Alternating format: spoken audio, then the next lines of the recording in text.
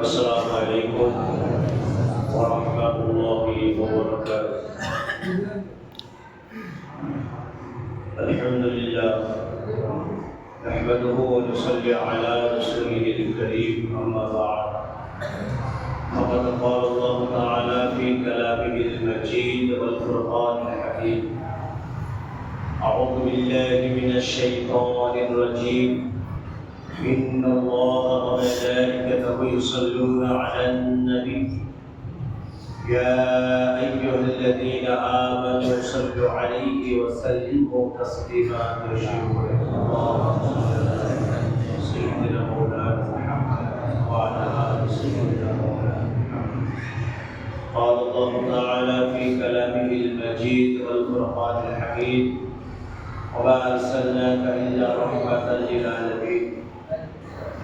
وقال الله تعالى في كلامه المجيد والفرقان الحميد: وما أرسلناك إلا كافة للناس بشيرا ونذيرا ولكن أكثر الناس لا يعلمون. قال النبي صلى الله عليه وسلم: أول ما خلق الله نوري. صدق الله العلي العظيم. জনাব সাহেব সাদাত অসম্মানীয় আজকের জুমার সমস্ত মুসল্লিবৃন্দ, আমরা সর্বপ্রথম আল্লাহ সুবহানাহু ওয়া তাআলার দরবারে লাখ কোটি শুকর আদায় করি যে মহান রব্বুল আলামিন আমাদের সকলকে তার পবিত্র স্থানে একত্রিত করেছেন, আসার তৌফিক দিয়েছেন। প্রাণ ভরে সেই মহান দরবারে, মুনির দরবারে সেজদা এবং মস্তকে শুকরিয়া জ্ঞাপন করি। সকলে উচ্চ আওয়াজ করি আলহামদুলিল্লাহ। আলহামদুলিল্লাহ তারই পরে মরুদুলাল মরুভাস্কর বা আমিলার লাল জগৎগুরু বিশ্ব নবী আশরাফুল আম্বিয়া সাইয়্যিদুল মুরসালিন রাহমাতাল লিল আলামিন জনাবে মুহাম্মদ রাসূলুল্লাহ সাল্লাল্লাহু আলাইহি ওয়াসাল্লাম তার উপর লাভ করি দরুদ ও সালাম। আমরা আরম্ভ করি সাল্লাল্লাহু আলাইহি ওয়াসাল্লাম। আমি কিছু কথা আজ আপনাদের সামনে পেশ করবো, তারপরে আমি আমার বক্তব্যে চলে যাবে। প্রথম কথা হচ্ছে, একটা ভিখারি বাইরে আছে, তার ছেলের পা অপারেশন হয়েছে, প্রচুর টাকা খরচ করছে দেখি না। আপনারা যদি তাকে সাহায্য সহযোগিতা করেন, তিনি তার সন্তানকে সুচিকিৎসা করতে পারবেন। তিনি বাইরে আছে, লাঠি কাঁধে দেখবেন, লাঠি আছে, বাইরে দাঁড়িয়ে আছে। নামাজের পরে যার যেমন ইচ্ছা হবে আপনারা তাকে সাহায্য করতে পারবেন, অসুবিধা নেই। দ্বিতীয় কথা হচ্ছে, আমাদের নিউ টাউন এলাকায় কালকে রাতে আমার সঙ্গে কথা হচ্ছিল, নিউ টাউন এলাকায় 3টে সেকশন আছে, 1 to 3। এই 3টে সেকশনে কোনো এক জায়গায় মসজিদ, ঈদগাহ বা কবরস্থান কোনো জায়গায় নাই। সুতরাং যেটা লেখা আছে আমি আপনাদের সামনে পড়ছি এবং আপনারা সিগনেচার করবেন, সকলেই সিগনেচার করবেন। আমরা নিম্ন স্বাক্ষরকারী হব অবগত আছি যে কলকাতা সল্টলেক সংলগ্ন রাজারহাট নিউ টাউন ভারতবর্ষ তথা পশ্চিমবঙ্গের A1 স্মার্ট সিটি, এটা আমাদের সকলের গর্ব। আমাদের মানবিক মুখ্যমন্ত্রী মমতা ব্যানার্জি নানাবিধ উন্নয়নমূলক কাজের প্রকৃষ্ট উদাহরণ রাজারহাট নিউ টাউন, যেখানে ভারতবর্ষের বিভিন্ন রাজ্যের, পশ্চিমবঙ্গের বিভিন্ন জেলার, এমনকি পৃথিবীর বিভিন্ন রাষ্ট্রের নরনারী নির্দ্বিধায় নির্ভয়ে পূর্ণ নিরাপত্তায় জাতি ধর্ম বর্ণ নির্বিশেষে বিভিন্ন কর্মে, বিশেষ করে আইটি বিভাগে দিনরাত কাজ করে চলেছে ও বসবাস করে। কিন্তু আমরা লক্ষ্য করছি যে মাইনরিটি মুসলিম সম্প্রদায়ের ধর্মভীরু মানুষদের বেশ কিছু অসুবিধা, যেমন স্বাস্থ্য সংক্রান্ত, ঈদের নামাজ, জুমার নামাজ, বক্তিয়া নামাজ ইত্যাদির মুখোমুখি হয়। কারণ নিউ টাউন বর্তমানে 3টে বিভাগে বিভক্ত, যথা অ্যাকশন এরিয়া 2, অ্যাকশন এরিয়া 3। এই প্রতিটি অ্যাকশন এরিয়ায় অত্যন্ত পক্ষে একটি করে মসজিদ, কবরস্থান, ঈদগাহ থাকা অত্যন্ত আবশ্যক। কিন্তু দুঃখের বিষয় একটিও নেই। এছাড়াও পিজির মতো হাসপাতাল হওয়ার দরকার। আমাদের মানবিক মুখ্যমন্ত্রীর প্রধানতায় সৌজন্য নিউ টাউন ইতিমধ্যে জৈন সম্প্রদায়, রামকৃষ্ণ মিশন, মতুয়া সম্প্রদায়ের জমি দেওয়া হয়েছে। আবার দুর্গা মন্দির করার জন্য জমি নির্ধারিত করা হয়েছে। এছাড়াও ইতিমধ্যে নিউ টাউনে 19টি মন্দির তৈরি হয়েছে। এতে আমাদের কোনো আপত্তি বা ক্ষোভ নাই। আমরা খুব আনন্দিত। শুধু একটাই দুঃখ, এক যাত্রায় পৃথক ফল কেন? তাই আমাদের সকলের আবেদন, জাতি ধর্ম বর্ণ নির্বিশেষে সম্প্রদায়ের স্বাস্থ্য শিক্ষা সর্বোপরি আধ্যাত্মিক কার্যকলাপ সুষ্ঠুভাবে করার জন্য নিউ টাউনের প্রতিটি একশন এরিয়ায় জমি করার জন্য মাননীয় মুখ্যমন্ত্রীর দৃষ্টি আকর্ষণের জন্য এই প্রতিবেদন। আপনারা শুনলেন যে আমাদের মুসলিম সম্প্রদায়ের ভিতরে টোটাল নিউ টাউনে কোনো জমি দেওয়া হয় নাই। মসজিদ, ঈদগাহ, কবরস্থানের জন্য কোনো জমি দেওয়া হয় নাই। সেজন্য কিছু আলেম ওলামা এবং মাইনরিটি তারা এই মাঠে নেমেছে যাতে করে মসজিদ, ঈদগাহ, কবরস্থান কোনো একটা জায়গায় করতে পারে। সেজন্য আমাদের সকলের সহযোগিতা তারা কামনা করেছে। প্রত্যেকটা পিছনে পেজ আছে, আপনারা লক্ষ্য করছেন। এই খালি পেজে প্রথম থেকে 1 নম্বর সিরিয়াল থেকে শুরু করবেন, এক একজন করে সই করতে করতে আসবেন আলহামদুলিল্লাহ। এবং যারা বাকি থাকবেন নামাজের পরে তারা সই করবেন। এই যে পৃষ্ঠা আছে সমস্ত পৃষ্ঠাতে সই করবেন আলহামদুলিল্লাহ। সুতরাং যেগুলো বক্তব্য ছিল আপনাদের সম্মুখে পেশ করলাম, বাকি আগামী জুমা হবে ইনশাআল্লাহ। সুতরাং গত জুমায় আমি যেখান থেকে আলোচনা করছিলাম, মা খাদিজাতুল কুবরা রাদিয়াল্লাহু আনহা কবরে শুয়ে দিয়েছেন। বিশ্ব নবী মুহাম্মদ রাসূলুল্লাহ সাল্লাল্লাহু আলাইহি ওয়াসাল্লাম কবরে বসে আছেন। কারণ ওয়াদা কার সঙ্গে? খাদিজার সঙ্গে ওয়াদা করেছেন আমার নবী, যতক্ষণ মুনকার নেকির ফিরে না যাবে আপনি বাড়ি যাবেন না। জোরে বলুন সুবহানাল্লাহ। যতক্ষণ মুনকার নেকির আমার কবরে সওয়াল জবাব করে বাড়িতে না যাবে ততক্ষণ আপনি বিশ্ব নবী আমার কবর ধারে বসে থাকবেন।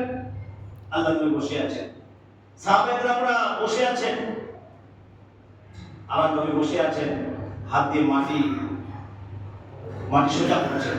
তো যেমন আমরা মাটি কবরে দুই ধারে মাটি মাজায় উপরে দিই, সেভাবে আমার নবী যখন করছেন। এখন অনেকক্ষণ হয়ে যাচ্ছে, মুনকার নেকির আসে না। আমার আল্লাহ জিবরাইলকে পাঠিয়ে দিলেন, একবার জোরে বলুন সুবহানাল্লাহ। আল্লাহ জিবরাইলকে পাঠিয়ে দিলেন, যাও জিবরাইল আমার দোস্তের কাছে যাও, আমার বন্ধুর কাছে যাও, কে সালাম পাঠাও, আমার সালাম দাও, দিয়ে বলো আমার বন্ধু যেন বাড়ি চলে যায়। খাদিজার কবর কি প্রচন্ড ভয় করে। খাদিজার কবরে আমি আল্লাহ মুনকার নেকির পাঠাবো না, একবার জোরে বলুন সুবহানাল্লাহ। খাদিজা কবরকে প্রচন্ড ভয় করে। আর যে খাদিজা ইসলাম গ্রহণ করার পূর্বে ইহুদি ছিল, মুসলিম ছিল না, বিশ্ব নবী মুহাম্মদ রাসূলুল্লাহ সাল্লাল্লাহু আলাইহি ওয়াসাল্লামের নবুয়ত যখন তিনি প্রচার করলেন, প্রথমে খাদিজা ইসলাম কবুল করলেন। খাদিজার বাপ ছিল কোটিপতি, মক্কার জমিনে কোটিপতির মেয়ে। আজকে এক শ্বাস খাওয়া হচ্ছে, দু শ্বাস খাওয়া হয় না, একদিন খাওয়া হয়, দুদিন খাওয়া হয় না। এরা বিশ্ব নবীর প্রথম স্ত্রী মা খাদিজাতুল কুবরা রাদিয়াল্লাহু আনহার কথা বলছি। তাহলে যার বাপ কোটিপতি তিনি এক শ্বাস খেতে পায়, এক শ্বাস খেতে পায় না। এবং খাদিজার যা ধনভাণ্ডার ছিল, বিশ্ব নবী মুহাম্মদ রাসূলুল্লাহ সাল্লাল্লাহু আলাইহি ওয়াসাল্লামের কদম মোবারক উৎসর্গ করে দিলেন। আজকে যদি আমাদের সময় তো আমরা কি করতাম? কাউকে দিতাম, নিজেই ছেড়ে দিতাম, কাউকে দেওয়ার সময় পেতাম না। তাহলে আমার নবী কি করলেন? খাদিজার অর্থ নিয়ে মক্কার যারা মুসলিম হয়েছেন, অমুসলিম হবে, অমুসলিম আছেন, ইসলাম কবুল করবেন, তাদেরকে সব বিতরণ করে দিয়েছেন। সব কিছু আমার নবী সব দান করে দিয়েছেন।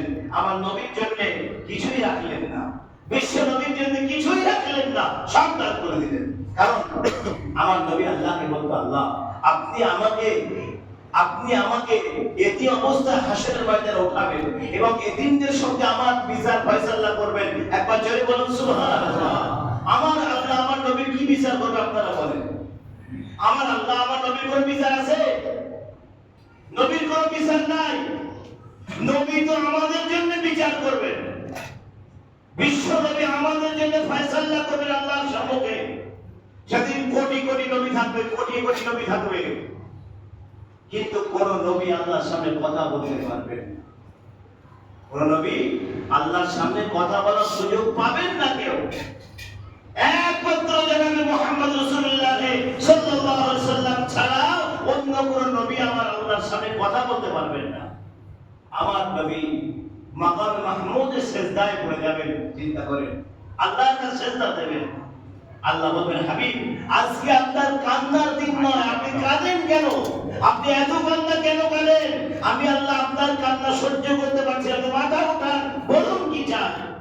আমার নবী মাথা উঠাবেন, মাথা উঠিয়ে নেবেন আর বলবেন, আল্লাহ আমার সামনে দিয়ে ফেরেশতারা আমার উম্মতদের জাহান্নামের দিকে নিয়ে যাচ্ছে, আল্লাহ আমি এটা সহ্য করতে পারছি না।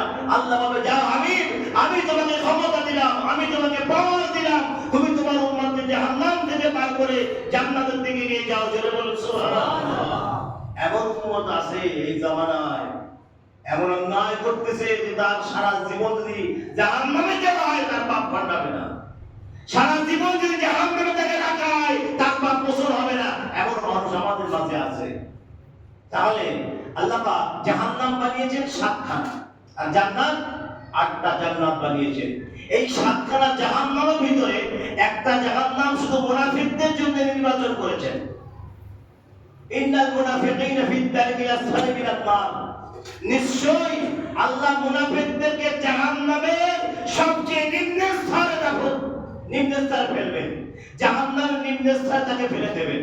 এখন নিম্ন স্তর বলতে একটা কথা, জাহান্নামের ভিতরে একটা গর্ত আছে, সেই গর্তটা দীর্ঘ কতটা এটা আল্লাহ ছাড়া কেউ জানে না। তবে এটুকু বলা হয়েছে যে একটা কোনো পাথর যদি উপর থেকে নিচে ফেলা হয় 70 বছর সময় লাগবে। আল্লাহু আকবার, 70 বছর সময় লাগবে। একটা পাথর উপর থেকে নিচে যেতে 70 বছর সময় লাগবে। তাহলে জাহান্নামের নিম্ন স্তর বলতে এটাকেই বোঝানো হয়েছে। আর এখন আমার নবী সেই সব অপরাধীদেরকে বাদ করার জন্য জাহান্নামে যাবেন। আচ্ছা, নবী যখন জাহান্নামে যাবে, জাহান্নামে কোনো আযাব থাকতে পারে? আপনাদের কি ধারণা আছে জাহান্নামে কোনো আযাব থাকতে পারে? কথা বলেন না কেন? আরে নবীর ওসিলায় সব কিছু তৈরি হয়েছে, নবীর জন্য সব তৈরি হয়েছে। আর নবী সেই জাহান্নামে ঢুকবে, জাহান্নামের আযাবগুলো সব পালিয়ে যাবে। একবার জোরে বলুন সুবহানাল্লাহ। জাহান্নামের সমস্ত আযাবগুলো সব পালিয়ে যাবে। দয়ার নবী, মায়ার নবী, রাহমাতুল লিল আলামিন নবী আমার জাহান্নামে আসছেন। জাহান্নামীরা শুনে আগে আনন্দিত হচ্ছে, জাহান্নামীরা শুনে আনন্দিত হচ্ছে। সবাই আমার নবীর দরবারে চলে আসছে। কেউ এসে বলছে, ইয়া রাসূলুল্লাহ 70,000 বছর জাহান্নামের ভিতরে আছি, আগুনে আমার শরীরটা শেষ করে দিয়েছে হুজুর, আমি আর সহ্য করতে পারছি না, আমাকে একটু বার করে নিয়ে যান। আপনারা মনে করতেছেন, কথা শুনতেছেন, হুজুর প্রতি জুম্মায় ওয়াজ করে, এটা ওয়াজ করছে, এটা মনে করবেন না। এটা মনে করলে আপনি ধরা খাবেন, এটা মনে করলে আপনি ধরা খাবেন, আপনাকে কেউ রক্ষা করতে পারবে না। একটা কথা বলে দিলাম, যেটা বাস্তব সেটা আলোচনা করছি, কোরআনের বা হাদিসের বাইরে কোনো কথা বলছি না।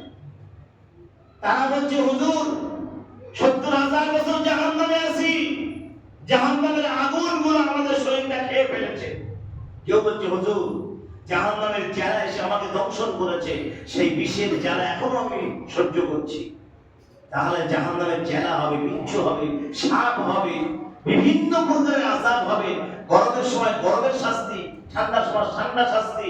এখন ঠান্ডার সময় যদি কঠিন ঠান্ডা পড়ে, কঠিন ঠান্ডায় আমরা কি সহ্য করতে পারি? সম্ভব? কোনদিন সম্ভব নয়। কঠিন গরম যখন পড়বে, সেই গরমের মোকাবিলা করা সম্ভব নয়। দুনিয়ার জমিনে যেরকম ঠান্ডার সময় ঠান্ডা পড়ছে, এখন জাহান্নাম শ্বাস নিচ্ছে, জাহান্নাম শ্বাস নিচ্ছে। আর যখন শ্বাস ছাড়বে তখন কি হবে? গরম পড়বে। জাহান্নামের শ্বাস যদি এত গরম হয় দুনিয়ায়, ওর ভিতরে কেমন হবে আপনারা চিন্তা করেন। জাহান্নামের শ্বাস নেওয়াটা, এই ঠান্ডা পড়ছে দুনিয়ায়, আর জাহান্নাম যেদিন শ্বাস প্রশ্বাস ত্যাগ করবে সেদিন দুনিয়ায় গরম পড়বে। সেই গরমটা কেমন হতে পারে? এবছর গরমটা কেমন গেল আপনারা জানেন? আগামী যত দিন পার হবে, আগামীতে আরো বেশি প্রচন্ড গরম পড়বে, প্রচন্ড পরিমাণে গরম পড়বে। যেমন গরম পড়বে তেমন ঠান্ডা পড়বে। সুতরাং আখেরি জামানা, জামানা আখেরি, উম্মত আখেরি, নবীও আখেরি। জোরে বলুন সুবহানাল্লাহ। সবটাই শেষ, সব শেষ। এখন বিশ্ব নবী জাহান্নামে চলে গেলেন, জাহান্নামের আনন্দে এক জায়গা হতে নবীকে শিকায়ত করছে, হুজুর আমরা সহ্য করতে পারছি না, আমাদেরকে বার করে নিয়ে চলেন, আমাদেরকে বার করে নিয়ে চলেন। সমস্ত জাহান্নামীদেরকে আমার নবী হাত ধরে বার করে নিয়ে আসলেন। একবার জোরে বলুন সুবহানাল্লাহ। যাদেরকে বার করেছে তাদের ভিতরে যারা পরিমাণ ঈমান ছিল, কোনদিন তারা আল্লাহকে আল্লাহ বলে স্বীকার করেছিল, কোনদিন তারা ঈমানের কালিমা পড়েছিল লা ইলাহা ইল্লাল্লাহ মুহাম্মাদুর রাসূলুল্লাহ সাল্লাল্লাহু আলাইহি ওয়াসাল্লাম, আল্লাহর সঙ্গে শিরক করে না। খবরদার এই গুনাহটা করবেন না। এই গুনাহ যে ব্যক্তি করলো তার তওবা ছাড়া জীবনে মাফ হওয়া সম্ভব নয়। আল্লাহর সঙ্গে শরীক করবেন না। যে জিনিসটা আল্লাহর কাছে পাওয়া যায়, যে কাজটা আল্লাহর কাছে সাহায্য নেওয়া যায়, সেই কাজটা কোনো মানুষের কাছে করা, এর নাম শিরক, এর নাম শিরক। ইন্না শিরকা লাযুলমুন আযীম, নিশ্চয়ই শিরক সমস্ত মস্ত বড় অপরাধ। আল্লাহ বলছেন শিরক সবচেয়ে মস্ত বড় অপরাধ। এই কাজগুলো যারা করবেন না, আল্লাহর সঙ্গে কাউকে অংশীদার করবেন না, শিরক করবেন না, শিরকের গুনাহ আমার আল্লাহ মাফ করেন, আল্লাহ সব সহ্য করেন। কিন্তু একটা কথা আমরা বলি, এই উদাহরণ আমি আগে আপনাদের মনে দিয়েছি সম্ভবত। একটা কথা, আমার আপনাদের স্ত্রী, শিরকের গুনাহ আল্লাহ সহ্য হয় না কেন, এটা আমি বলছি শুধুমাত্র। আমার আপনার স্ত্রী, আমরা বিবাহ করেছি, বিবাহ সময় দেনমোহর দিয়েছি এবং নগদ যা কিছু দেওয়ার সব দিয়েছি, হাতের চুড়ি, কানের বাগড়ি, গলার হার ইত্যাদি, শাড়ি, ব্লাউজ সব দিয়েছি। আমরা সব দিয়ে বিবাহ করে নিয়ে এসেছি বাড়িতে। এখন আমার দেওয়া, আমার অবদান, আমার আপনার অবদান যদি সে অন্য কারোর দিকে তাকায়, আচ্ছা আপনার কি সহ্য হবে? কথাটা ভালো করে বুঝবেন আমি কি বলতে যাচ্ছি। আগে শিরকের গুনাহ আল্লাহ সহ্য হয় না কেন, এর উদাহরণ একটা বলছি। আমার আপনার স্ত্রী যদি কারোর দিকে তাকায়, কারোর দিকে দেখে, আমাদের শরীরে শোষণ করে না, সহ্য হয় না, তৎক্ষণে ঝামেলা বেঁধে যায়, তখনই ঝামেলা বেঁধে যায়। সুতরাং আল্লাহ বলতেছে, বান্দা তোমার দুনিয়ায় পাঠিয়েছি আমি, দুনিয়ায় পাঠিয়েছি আমি আল্লাহ, তোমার রিজিক আমি দান করেছি, তোমার শরীর সুস্থ রাখার দায়িত্ব আমি গ্রহণ করেছি, তুমি দুনিয়ায় কি খাবে, কি পড়বে, কোথায় যাবে, সব নির্ধারণ আমি আল্লাহ করে দিয়েছি। আর যেটা তুমি আমার কাছে পাও সেটা অন্যের কাছে চাচ্ছ, এটা আমার সহ্য হয় না, এটা আমি মেনে নিতে পারি না। কোনদিন সম্ভব নয়, মেনে নিতে আমি পারি না যে তুমি আমাকে বাদ দিয়ে কোন মাজারের কাছে, মাজারকে সাহায্য প্রার্থনা করো। আমি চাই না এটা। আমাকে বাদ দিয়ে কোন দরগায় গিয়ে আল্লাহ আমাকে একটা সন্তান দান করো, এই কথা বলা আমি আল্লাহ বরদাস্ত করি না, পছন্দ করি না। এটা করবেন না, এটা শিরক, শিরক এবং শিরক।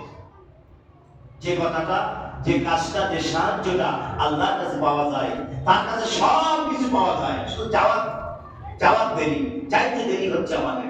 সব কিছু তার কাছে পাওয়া যায়, তার কাছে যাবেন, যার কাছে বললে দুনিয়ার কোনো মানুষ জানবে না। আপনার বিপদ, আপনার মুসিবত আপনি তার কাছে বলুন, দুরাকাসাতুল হাজাত আদায় করুন, আল্লাহর কাছে সাহায্য প্রার্থনা করুন।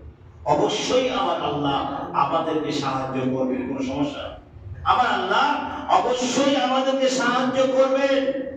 আল্লাহ বলেছেন, নাসরুম মিনাল্লাহি ওয়া ফাতহুন করিব ওয়া বাশশিরিল মুমিনিন। মুমিনদের সাহায্য করা আমি আল্লাহ আমার প্রতি ওয়াজিব হয়ে যায়। জোরে বলুন সুবহানাল্লাহ। মুমিনরা যখন আমার কাছে হাত উঠায়, আমি আল্লাহ তার দোয়া কবুল করি। শর্ত হতে হবে মুমিন হতে হবে, মুমিন হতে হবে। দু চারটি সেজদা দিয়েই বড় নামাজি মনে করবেন, এটা মনে করবেন না। মনে করতেছেন যখন নামাজ পড়েছি, আসর মাগরিব ফাঁকি দিয়ে আবার ফজরকে পড়তেছেন, 3-4 রাকাত নামাজ বাদ দিচ্ছেন, এগুলো এরকম করলে হবে না। নামাজি হতে গেলে নামাজের মতো নামাজ পড়তে হবে। নামাজি হতে গেলে নামাজের মতো নামাজ আদায় করতে হবে আমাদেরকে, সেইভাবে নামাজ আদায় করতে হবে যেভাবে আমার দয়ার নবী আদায় করেছেন। সুতরাং এই বলে আজকে আমি আমার বক্তব্য শেষ করছি। যেহেতু বিশেষ করে একটি কথা বলি, আমাদের মসজিদের জলসায় যারা ওয়াদা করেছিলেন, যারা কেউ সিমেন্ট দেবেন, কেউ বালি দেবেন, কেউ কি কোথায় ওয়াদা করেছিলেন আমি জানি না, আমার মনে নাই। আপনারা ওয়াদা করেছেন, তার মনে আছে, যারা ওয়াদা করেছিলেন তাদের মনে আছে, অসুবিধা নেই। তো তারা সেই জিনিসগুলো আপনারা তাড়াতাড়ি দেওয়ার চেষ্টা করেন। মসজিদের কাজ খুব শীঘ্রই চালু হবে ইনশাআল্লাহ। মসজিদের বাইরের কাজটা খুব শীঘ্রই চালু হবে। যার যা ওয়াদা আছে আপনারা তাড়াতাড়ি দেওয়ার চেষ্টা করবেন। আলহামদুলিল্লাহ, আল্লাহ পাক আমাদের সকলকে শোনা এবং বোঝার চাইতে বেশি বেশি আমল করার তৌফিক দান করুন। আমরা বলি আল্লাহুম্মা আমিন ওয়া আখিরু দাওয়ানা আলহামদুলিল্লাহি রাব্বিল আলামিন।